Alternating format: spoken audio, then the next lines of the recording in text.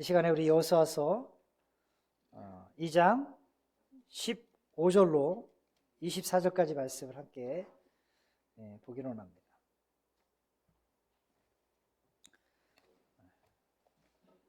여호수아서 2장 15절에서 24절까지 말씀입니다.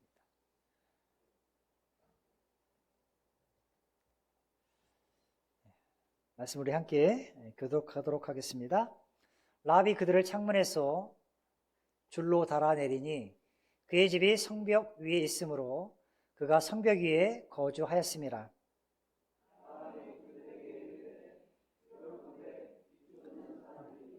너희와 마주칠까 하노니 너희는 산으로 가서 거기서 사흘 동안 숨어 있다가 뒤쫓는 자들이 돌아간 후에 너희의 길을 갈지니라. 그 사람들이 그에게 이르되 내가 우리에게 서약하게 한 이 맹세에 대하여 우리가 허물이 없게 하리니 우리가 이 땅에 들어올 때 우리를 달아내린 창문에 이 붉은 줄을 매고 내 부모와 형제와 내 아버지의 가족을 다 내 집에 모으라.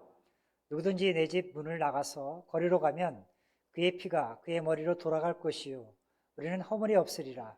그러나 누구든지 너와 함께 집에 있는 자에게 손을 대면 그의 피는 우리의 머리로 돌아오려니와 내가 우리의 일을 누설하면 내가 우리에게 서약하게 한 맹세에 대하여 우리에게 허물이 없으리라 하니 라합이 이르되 내 말대로 할 것이라 하고 그들을 보내어 가게 하고 붉은 줄을 창문에 매니라.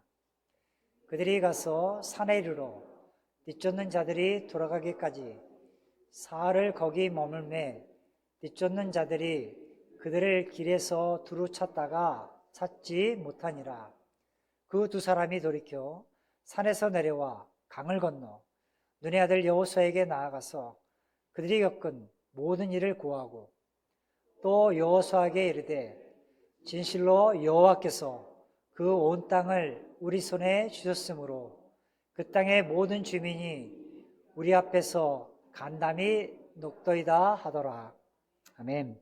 하나님 감사합니다. 이 오후 시간도 피곤한 시간이지만 하나님께서 여호수아 말씀을 통해서 이스라엘 백성들에게 하나님이 약속한 그 가나안 땅에 이르기까지 여러 가지 인생의 여정 가운데 일어난 일들을 통해서 오직 우리가 의지할 분이 주님 한 분밖에 없음을 알게 하신 그 하나님을 저희도 경험할 수 있도록 인도하여 주시옵소서.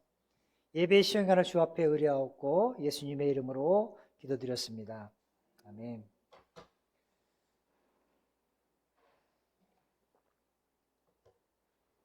오늘 이 말씀 가지고 인생의 길을 예수님께 맡겨라. 인생의 길을 주께 맡기라 라는 제목으로 말씀을 함께 나누고자 합니다. 풍성한 삶의 비결 시리즈 말씀을 나누면서 이 주제를 한번 정해봤습니다. 기생 라합은 이스라엘 백성들이 특별히 이스라엘 정탐꾼 중에 두 정탐꾼이 여리고성을 정탐했을 때 그 두 정탐꾼을 숨겨줌으로 말미암아 그의 가족과 그의 일가 친지들이 구원받는 그런 은혜들을 누리게 되었습니다. 특별히 이 말씀 통해서 인생의 키, 인생을 좌우할 수 있는 키가 있다면 그 키를 주께 맡기라 라는 제목으로 함께 은혜를 나누고자 합니다. 여러분, 우리가 살다 보면 항상 우리 인생은 선택의 문제에 놓일 때가 있습니다. 어떤 일을 할 때 내가 좌측으로 가야 할지 우측으로 가야 할지 선택의 기로에 놓일 때가 있습니다. 하나님과 세상 가운데, 하나님과 정욕 가운데, 하나님과 명예 가운데, 아니면 하나님과 돈 중에서 어떤 것을 선택해야 할 문제에 직면할 때가 있습니다. 그럴 때 여러분은 과연 무엇을 그동안 선택해 오셨습니까? 하나님과 세상 가운데. 오늘 본문에서 라합은요, 인생에서 가장 중요한 승부수를 띄우는 것을 보게 됩니다. 그것은 자신이 이제 여리고 왕의 모든 집권하에서 살고 있었지만 어떻게 보면은 이스라엘 정탐꾼을 숨겨줬다는 것은 자신의 목숨을 건 이야기였잖아요. 여리고 왕을 버리고 여리고 그 성 안에 있는 여러 가지 신들을 버린 것입니다. 그리고 그들이 갖고 있는 사상도 버린 거예요. 그리고 오직 여호와 하나님, 이스라엘 백성의 하나님을 선택하기로 결정을 합니다. 목숨을 내걸고 자신의 생명, 아니 자신의 생명뿐만 아니라 자신의 일가 친지, 가족들, 부모, 형제들 누구 위험에 빠질 수 있는데 하나님을 선택하기로 결정을 했습니다.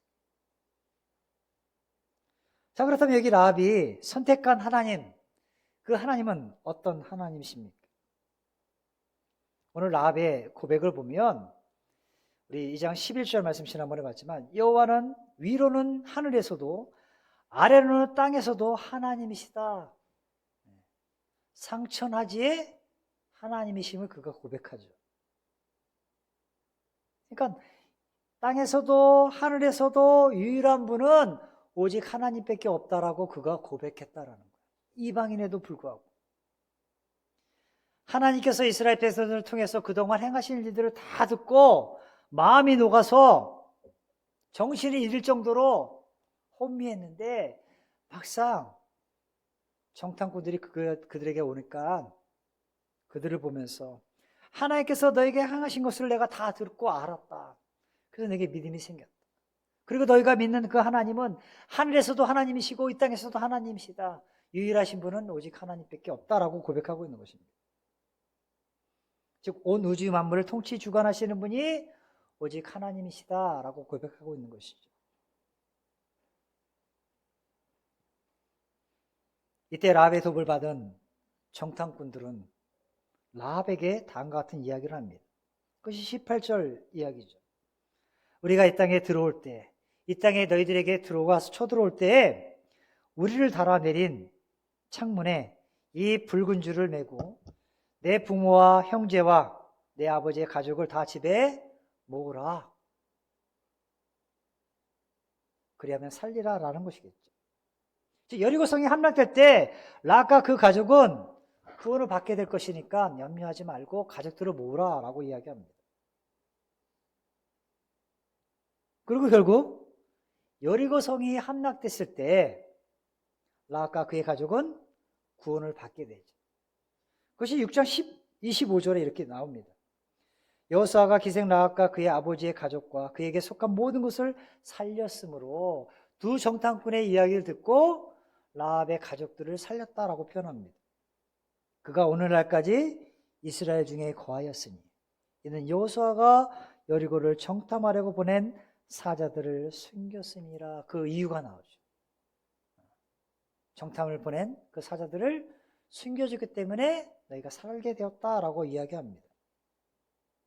즉 하나님께서 여호와 하나님을 따르기로 작정한 이 라합과 그의 가족들을 구원해 내셨습니다. 이것은 라합이 그 두 정탐꾼의 이야기처럼 그 약속대로 창문에 붉은 줄을 내렸기 때문이었습니다. 자, 그렇다면 우리가 이 라합이 내린 창문에 붉은 줄, 이 역사적으로 무슨 의미가 있을까요? 첫째, 이것은 마치 6월절 이스라엘 백성들이 애굽에서 출애굽할 당시에 좌우문설주에다가 어린 양의 피를 바르라고 얘기하지 않습니까? 그때 그 6월절 구원의 역사와 매우 유사한 것을 보게 됩니다. 하나님께서는 애굽에서 오랜 세월 동안 노예 생활하던 이스라엘 백성들을 구원하시고자, 즉 젖과 꿀이 흐르는 땅으로 인도하시고자 모세를 들어서 이스라엘 백성들을 출애굽시킵니다. 근데 출애굽할 당시에 우리도 잘 알지만 바로 왕이 쉽게 내어줬나요? 내어주지 않았어요. 그러니까 모세를 통해서 하나님께서 10가지 재앙을 내리시잖아요. 각종 재앙을 내립니다. 그런데도 내가 내어주겠다라고 얘기하면서도 계속 반복하죠. 내어주지 않고. 그 10가지 재앙 중에 마지막 재앙이 뭐였습니까? 장자의 죽음이었어요. 장자.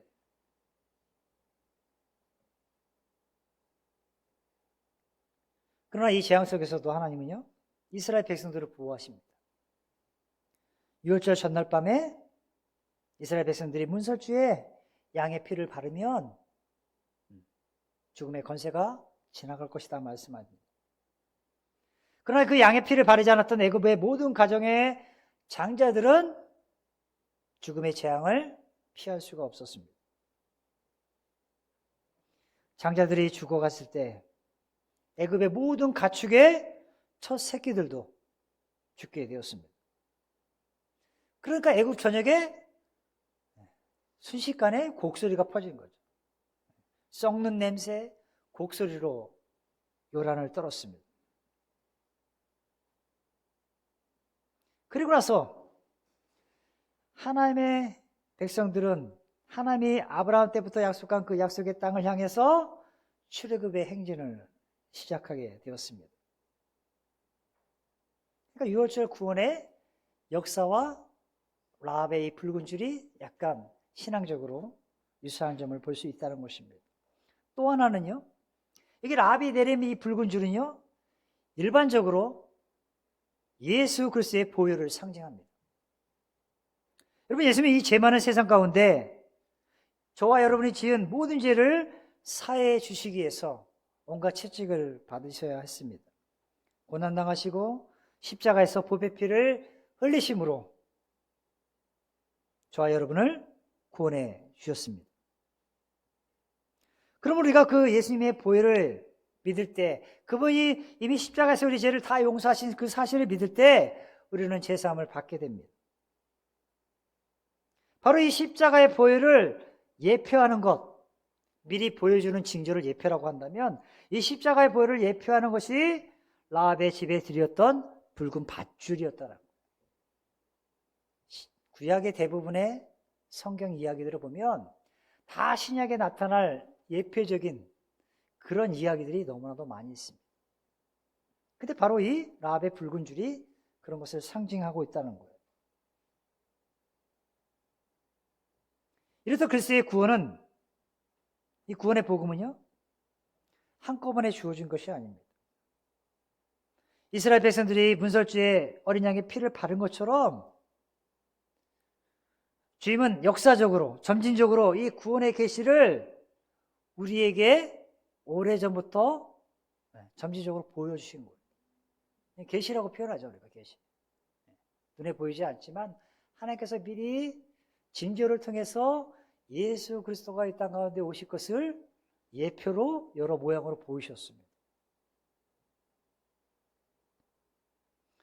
즉 어느 날 갑자기 예수님께서 이 땅에 오신 것이 아니라 하나님의 계획 속에서 이것이 점진적으로 이루어져 가고 있었다는 것입니다. 만약에 예수님께서 2000년 전에 이 땅에 뚝 떨어져서 오셨다면 우리가 믿어야 될지 말아야 될지 고민이 생길 수도 있겠죠. 복잡한 문제입니다. 그러나 하나님께서는 유구한 역사 속에서 점차적으로 이 구원의 계시를 열어주신 거예요. 이것을 어려운 말로 구속사적이다 이라고 표현해요. 구속사. 하나님의 계시는 이미 하나님의 그 청사진에는 어떻게 하면 인류가 지은 아담의 범죄로부터 온 인류를 구원해 내실 것인가에 대한 계획표를 다 갖고 계셨다는 거예요. 이거 구속사적인 사건이라는 거죠. 그러니까 창세기부터 요한계시록에 이르기까지 하나님은 이런 계획을 다 갖고 계셨다는 거예요. 그러니까 구약에 예언된 말씀들, 예표된 말씀들이 다 신약에서 이루어지잖아요. 그리고 장차 미래에도 이루어질 얘기들이 있다라는 거예요. 우리 최근에 우리 소선지서 말씀을 보면서 느끼는 것이 뭐냐 하면은 그 말씀 뭐야? 남은 자에 대한 사상도 있지만 거기서 이야기들은 다 신약에서도 이루어졌고 장차 우리 미래 세계에서 이루어질 이야기들이 다 내포되어 있는 그런 말씀들이 소선지서의 말씀이기도 합니다. 근데 이 말씀도 바로 그렇다는 거예요. 구원의 복음인 이미 오래전부터 하나님의 계획 속에 점차적으로 그 계시들을 우리에게 열어서 보여주고 계십니다. 문설주의 어린 양의 피를 바르게 하신 유월절의 역사를 통해서 하나님 보이셨고 또한 라합의 집에서 붉은 밧줄을 매게 하심으로써 한 가정의 구원 사건을 통해 하나님은 예수님이 피 흘리신 십자가의 실체가 있음을 보여주신 것입니다. 그리고 이 점지적 계시를 통해서 완성된 그리스도를 우리에게 비로소 나타내 보여주셨습니다. 그래서 예수님이 말씀하신 거예요. 요한복음 14장 6절에 내가 곧 길이요 진리요 생명이 나로 말미암지 않고는 아버지께로 올 자가 없다. 이걸 느닷없이 예수님이 툭 던졌다라면 엉뚱한 소리겠죠. 근데 이미 구약에 예언된 말씀들을 이스라엘 백성들은 다 모세오경을 알고 있었기 때문에 듣고 있었잖아요. 예언된 말씀들을 알고 있었습니다. 그러니까 이미 이 얘기를 들을 때 누군가는 깨달은 자가 있었다라는 것이죠. 계시된 말씀이었기 때문에. 사도행전에서도 말씀하죠. 다른 이로서는 구원을 얻었습니다. 즉 오직 구원의 길은 예수 그리스도의 보혈을 믿는 한 길밖에 없다. 한 길뿐이다 라고 말씀하신 것입니다. 예전에 제가 이런 글을 하나 봤습니다. 예수 전사들의 수칙. 이 이야기는요 무슨 얘기냐면은 북한에서 탈북한 사람들, 탈북민들이 이 땅에 와서 정착하다가 예수를 믿고 다시 북한으로 들어간 이야기입니다. 예수 전사들의 수칙. 북녘 땅에 들어갔던 사람들의 이런 말이 있습니다. 예수 믿는 사람은 이 땅에서 천대받게 되어 있다. 천대받는 것이 예수 믿는 자들의 긍지요 기쁨이다. 우리는 북한 땅에 들어가서 고난받고 죽을 각오로 복음을 증거하고자 한다. 그들이 나름대로 수칙을 정한 거예요. 다시 북한 땅에서 복음을. 굶주림 때문에 뛰쳐나왔던 자들이 죽을 각오로 다시 북녘 땅을 향해 들어가는 사람들이 있다는 거예요. 생명을 건 예수 전사들이 되겠다고 들어가면서 한 말이었습니다. 여기 라합은요, 바로 그 죽을 각오로 예수를 믿은 거예요.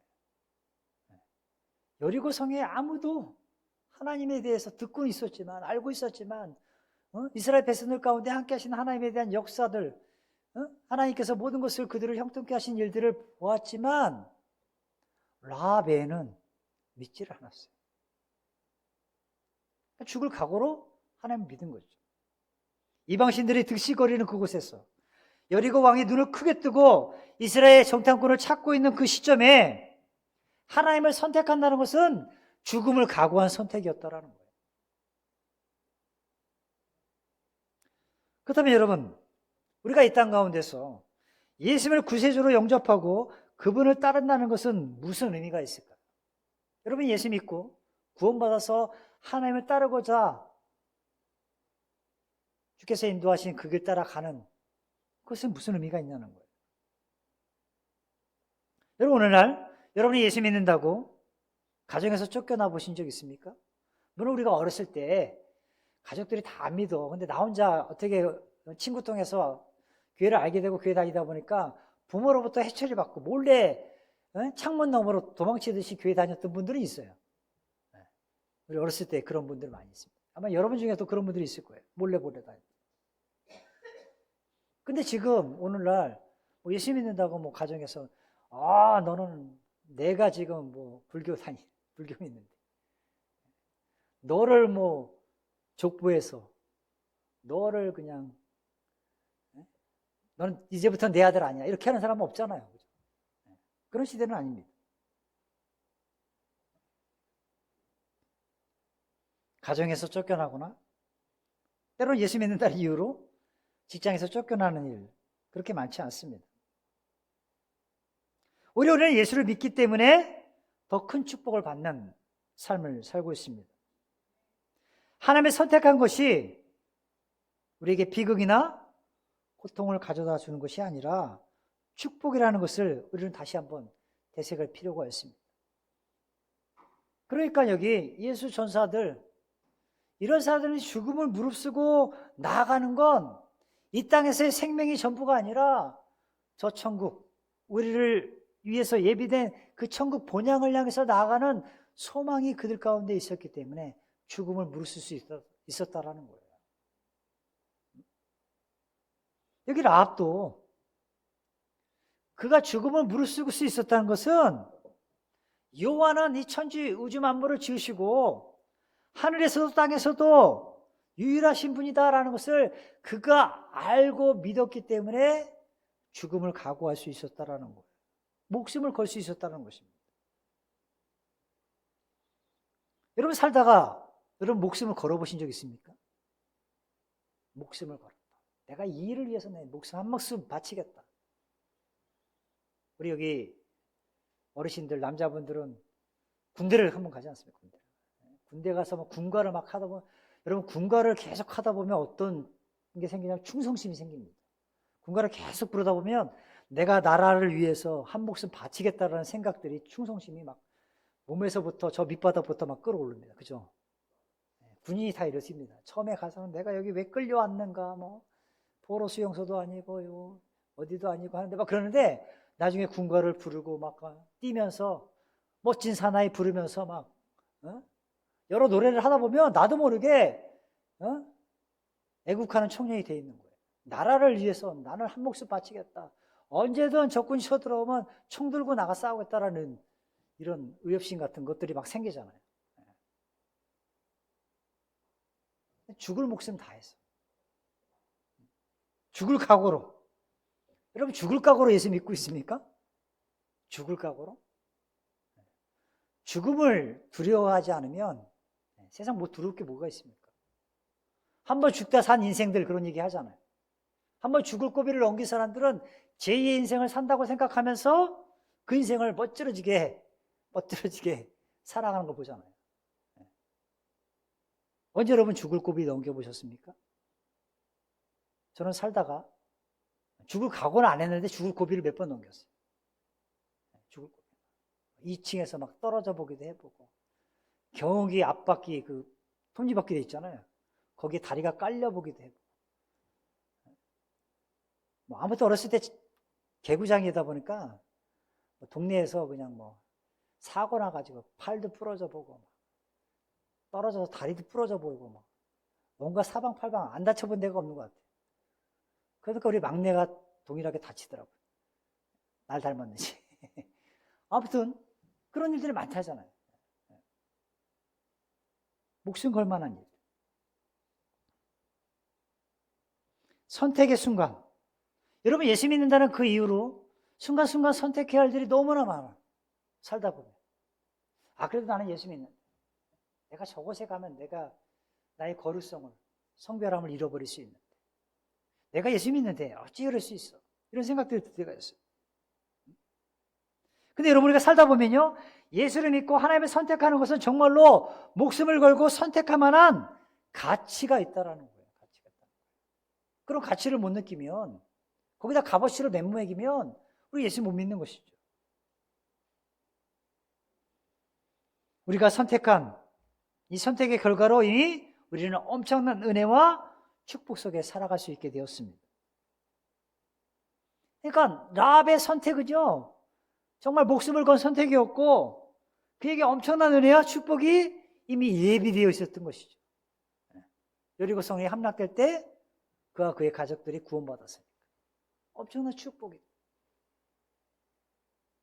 뿐만 아니라 이 라합은 나중에 예수님의 족보에 들어가죠. 큰 영광을 누리게 된 거죠.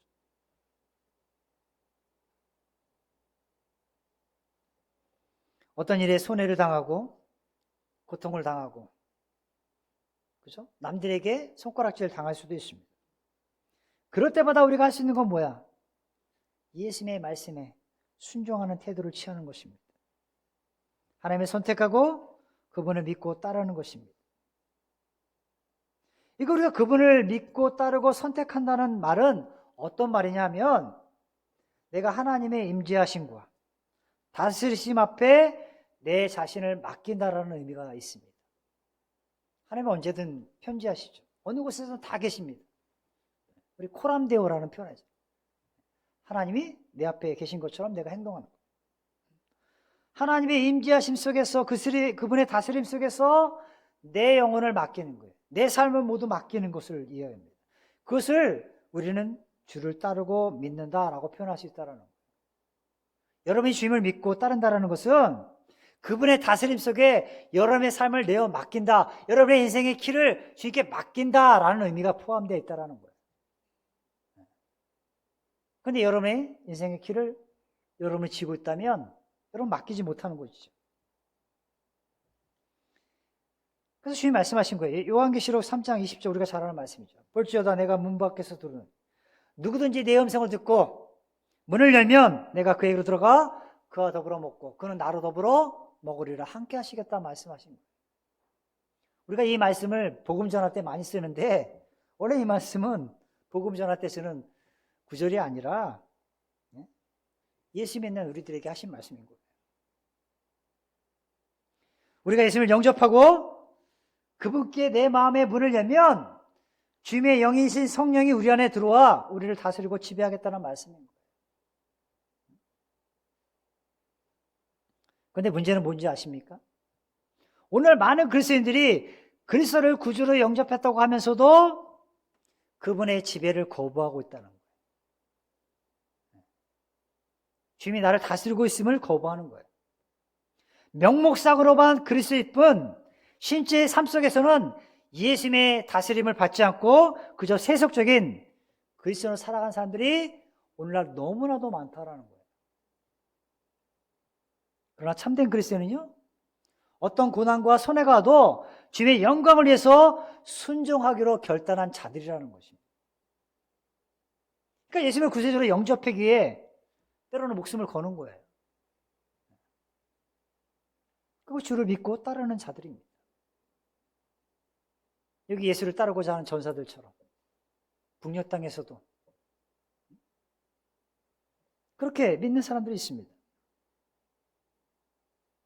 이러한 자들은 상천하지의 유일한 구세주이시며 영생의 소망을 주시는 그분을 믿기로 선택한 자들입니다. 그들 중에 라합이 포함되어 있는 것이죠.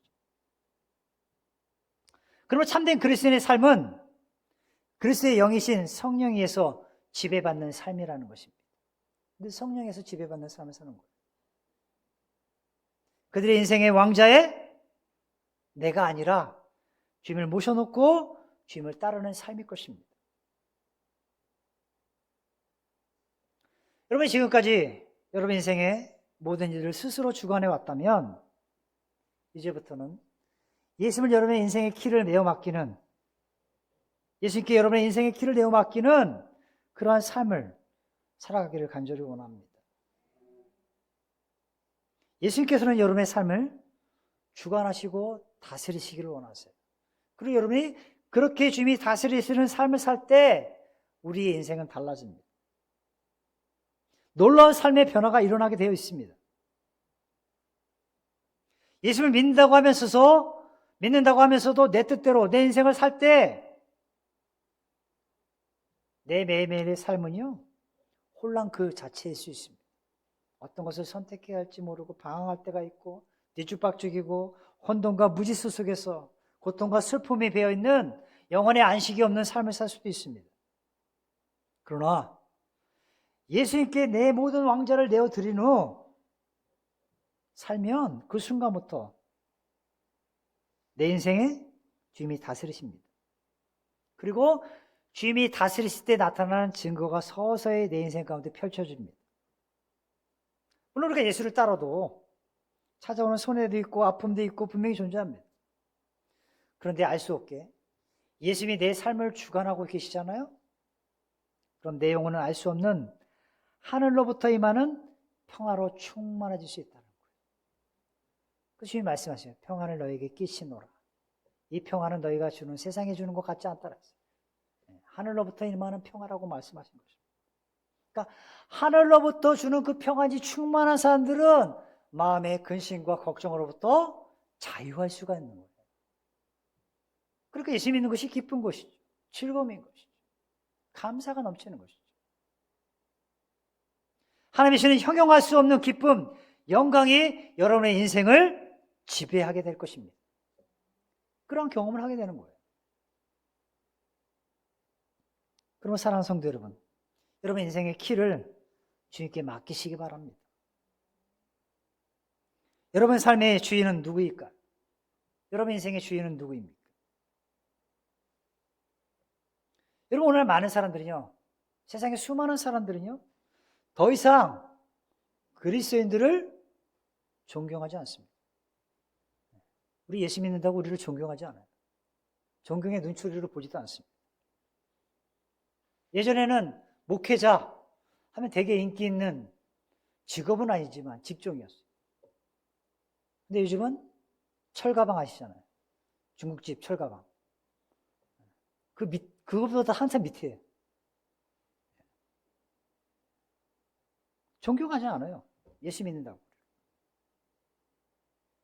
여러분 이것을 역설적으로 생각한다면 우리가 그리스도를 따른다고 하는 믿는 자들의 삶에 우리가 그리스도를 따르고 있고 믿는 자들의 그 삶 속에 뭐가 있냐? 뭔가 문제가 있다라는 거예요. 우리가 얼마나 예수님을 잘 믿지 못하면 세상 사람들이 우리를 존경하지 않냐는 거예요. 아, 저 예수 믿는 사람 우리랑 똑같아. 아니, 우리보다 더 지독해. 예수 믿는다고 하면서 용서도 하지 않고, 용납도 안 하고, 오히려 더 짜고, 깐깐하고, 더 개빡스럽고, 이런 얘기 듣는 거죠. 성경이 가르쳐주는 진리의 말씀대로 행하지 않고 예수를 믿는다고 하면서도 세상에서 온갖 죄악을 짓고 있기 때문에 더욱더 세상 사람들은 우리를 하여금 손가락질하고 있다는 거예요. 왜 그렇습니까? 그것은 그가 그리스도를 영접하지 않았거나 영접했다고 하면서도 세상 사람들과 전혀 다를 바 없이 생활하고 있기 때문에, 그렇게 살고 있기 때문에, 자신의 정욕대로 살고 있기 때문이라는 거예요.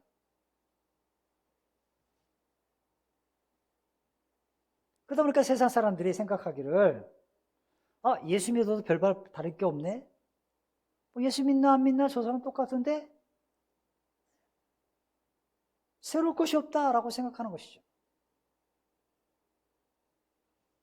이 문제가 무엇입니까? 많은 그리스도인들이 인생의 길을 본인이 지고 있다는 거예요. 내 인생 내가 살아가는 거예요. 예수 믿고 있음에도 불구하고. 그래서 우리는 스스로 물어봐야 돼요. 오늘 내 인생의 길을 내가 지고 있는가? 주님이 지고 계신가? 만약 항해를 떠난다면 배의 키를 누가 지고 있는가 생각해 봐야 합니다. 어떻게 하면 내가 주님의 뜻을 따를 수 있겠는가? 주님, 내가 이 일 가운데 어떻게 오늘 행해야 합니까? 당신의 뜻을 보여주십시오. 주님이 보여주신 대로 내가 순종하기 원합니다. 나의 뜻대로 마옵시고 아버지의 뜻대로 되기를 원합니다 라고 기도하셨던 예수님처럼 우리의 기도가 달라져야 합니다. 이렇게 우리가 하나님의 뜻을 구하는 삶을 살면 우리의 부족하고 연약한 인생이 비로소 힘을 얻게 됩니다. 제약된 인생이 변화되어서 하나님의 영광을 나타내는 복된 인생으로 바뀌어질 수 있다는 거예요. 여러분 복된 인생 살고 싶잖아요. 행복한 인생 살고 싶잖아요. 하나님의 축복 가운데 풍성한 은혜 누리면서 그 비결 알고 싶잖아요. 다른 것이 아니에요. 인생의 길을 주께 맡기면 되는 것입니다. 여러분 하나님께서 저와 여러분의 인생, 내 영혼에 자정하신 후에 나를 다스리시면 내 삶은 바뀌어질 수밖에 없어요. 바뀌어질 수밖에 없습니다. 하나님의 영광, 그의 거룩함을 더욱더 사모할 수밖에 없어요. 근데 바로 이러한 변화가 지금 누구에게 나타난 거예요? 라합에게 나타난 것입니다. 라합에게. 여러분 라합은 본래 신분이 뭐였습니까? 기생이었어요. 그런데 상처나지 하나님을 영접하고 그 하나님께 순종한 이후 그의 인생은 완전히 변화되었습니다. 다윗 가문의 증조 할머니가 되잖아요. 그 혈통을 통해서 예수님이 탄생하신 거예요. 한마디로 전능하시고 영원하신 하나님께서 그녀의 생애를 전인격적으로 바꿔놓으셨습니다. 온전히 하나님을 따르는 위대한 백성으로 살도록 그녀를 축복하셨다라는 거예요. 인생이 바뀌어버린 거죠. 그런 사랑하는 성도 여러분, 우리가 이 땅을 살아가면서 누려야 할 진정한 축복이 무엇인가를 우리는 다시 한번 생각해 보아야 한다는 거예요. 이 땅에서 호의호식하는 것, 높은 명예를 얻는 것, 많은 재물을 모으는 것, 그것이 여러분의 인생의 목표입니까? 진정한 축복은요, 하늘로부터 임하는 진정한 축복은요, 하나님을 올바로 섬기면서 하나님의 뜻을 온전히 실천하는 데 있음을 잊지 마시기 바랍니다. 그러할 때 하나님의 은혜 가운데 거하는 축복이 비로소 내게 주어지는 거예요. 그런 축복을 살면요, 너무나 예수 믿는 것이 즐거운 거예요. 우리 집사님 아까 찬양하다가 너무나 은혜 받으니까 한 번 더 리바이벌 하시잖아요. 은혜는, 그래서 우리 그런 표현이 있어요. 은혜는 우리를 춤추게 한다. 한번 따라해 보시겠어요? 은혜는 나를 춤추게 한다. 다음 주에 다 춤추면서 올 것 같아. 어떻게 할까요? 음악을 좀 빠른 곡들을 좀 쳐야겠다. 은혜는 우리를 춤추게 합니다. 너무나 기뻐서, 즐거워서. 이러한 축복을 내가 누리게 되면 내가 하나님께 순종하는 삶의 기쁨이 무엇인지, 또는 하나님의 뜻을 실현하는 삶의 기쁨이 무엇인지 비로소 알게 되는 거예요. 그러니까 부족해도 감사할 줄 알고, 연약해도 감사할 줄 알고, 재물이 있어도 없어도 감사할 수 있는 거예요. 명예가 있어도 없어도 하나님께 영광을 돌리고 만족할 수 있게 되는 것입니다. 그러니까 우리는 노래할 수 있는 거죠. 주님 한 분만으로 만족해. 주님 한 분만으로 만족해. 주님 외에는 더 이상 다른 것이 필요 없어. 그러니까 바울이 고백한 거예요. 내가 그동안 모든 것들 다 배설물로 여기는 거예요. 그런 고백이 쉽게 나올 수 있냐는 거예요. 나의 나 된 것은 다 주님의 은혜라 라는 고백이 나올 수 있냐는 거예요. 신앙 고백이에요. 신앙 고백. 여러분의 신앙 고백은 어떻습니까? 만약 여러분의 누군가가 여러분에게 다가와서 우리 집사님은, 우리 부형님은, 우리 모친님은 그동안 살아온 인생의 신앙 고백을 한번 들려주시면 좋겠어요. 한번 들려주세요 라고 얘기한다면 여러분 어떤 신앙 고백을 하시겠습니까? 우리가 진실로 그리스도를 영접했다면 내가 주님의 뜻에 진실로 복종하는 삶을 살고 있는가를 한번 되돌아봐야 합니다. 만약에 이 질문에 진심으로 내가 화답하며 나아갈 수만 있다면 여기 하나님은 창가에 붉은 말줄을 내렸던 라합의 생애와 같은 그 가족을 축복했듯이 여러분의 생애와 여러분의 가족을 축복하리라 믿습니다. 그것이 하나님의 뜻이라는 거예요. 그러면 사랑하는 성도 여러분, 여러분의 인생의 키를 누구에게 맡기시겠습니까? 주께 맡기시기 바랍니다. 그래 우리 모두가 놀라운 축복된 풍성한 삶의 비결들을 누리고 살아간 우리 모두가 되길 간절히 원합니다. 이 시간 함께 우리 기도하겠습니다.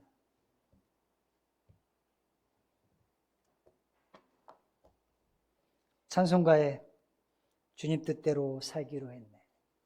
주님 뜻대로 살기로 했네.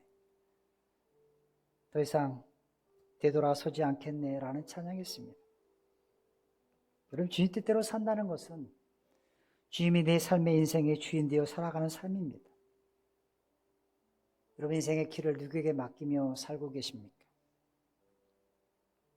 더 이상 내가 내 삶의 주인 되어 산다면 그처럼 비참한 인생은 없습니다. 예수 믿는다고 하면서도 여전히 내 인생의 길을 내가 지고 간다라면 어찌 하나님 일하실 수 있겠습니까? 사랑하는 성도 여러분, 오늘 이 시간 이후부터라도 오 주님, 내 인생 내 뜻대로 살지 않게 하시고 오직 주님께 모든 길을 내어 맡기며 주님 뜻대로 살기 원합니다. 내 삶 가운데 역사하시고 우리 가정을 축복하셔서 더 이상 방황하지 않고 주님의 온전한 뜻 안에서 살아가는 우리 가정 될 수 있도록, 제 자신이 될 수 있도록 이 시간 기도할 수 있는 그런 시간이 되길 원합니다.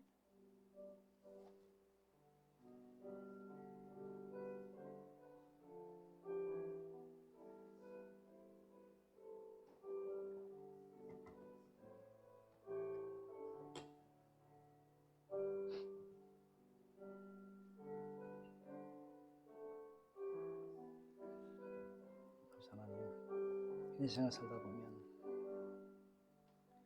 수많은 역경 속에서 순간순간 선택의 기로에 놓일 때마다 하나님의 뜻을 구하기보다는 내 생각과 내 경험을 의지할 때가 얼마나 많이 있습니까? 우리의 연약한 모습들을 주님 용서하여 주시고 주의 긍휼과 자비를 우리 가운데 내려 주셔서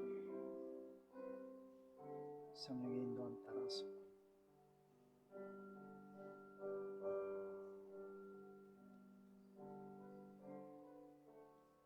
성령의 충만한 가운데 살아가는 우리 모두가 될 수 있도록 지금 축복하시기 원합니다.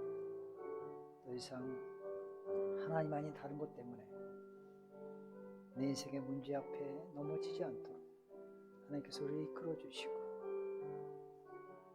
모든 것 주께 맡기고 주를 의지하며 따를 수 있는 우리 모두가 될 수 있도록, 그래야 하나님 주시는 놀라운 은혜와 축복 속에서 평강 가운데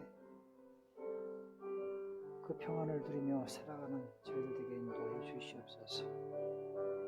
이 시간 우리 성도들 함께 기도하며 나아갈 때 주께서 우리의 기도를 들어주시고 하나님의 놀라운 은혜와 축복 우리 가운데 내려 주시옵소서. 주께 모든 것을 의뢰하고 예수님의 이름으로 기도합니다. 이 시간 함께 기도하겠습니다. 아버지 하나님, 귀하고 복된 주일 아침부터 이 오후 시간까지 하나님의 말씀의 잔치를 우리에게 베풀어 주심을 감사합니다. 이 말씀을 들을 때 오전의 말씀처럼 데살로니가 교회 성도들은 그 말씀을 하나님의 말씀으로 받았을 때 성령의 역사하심을 경험했습니다.